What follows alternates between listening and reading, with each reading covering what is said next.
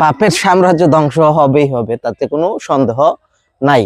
আমরা যদি ইতিহাস দেখি, ইতিহাস ফেরাউন, নমরুদ, কারুন বাদশাহ,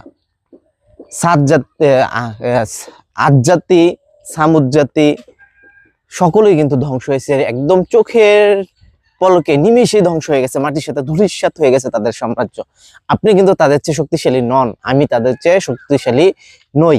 ধ্বংস হবে এবং এখানেই শায়িত হইতে হবে, তাতে কোনো সন্দেহ পোষণ করার কোনো সুযোগ নাই, মিনিমাম সুযোগ নাই যে আপনি ধ্বংস হব না।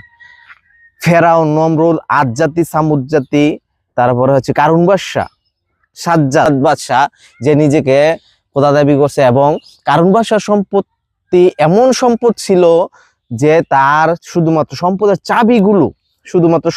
চাবিগুলো বহন করার জন্য একটা বাহিনী ছিল, সৈন্য বাহিনী ছিল। তাহলে বুঝেন তার সম্পদ কিরকম ছিল।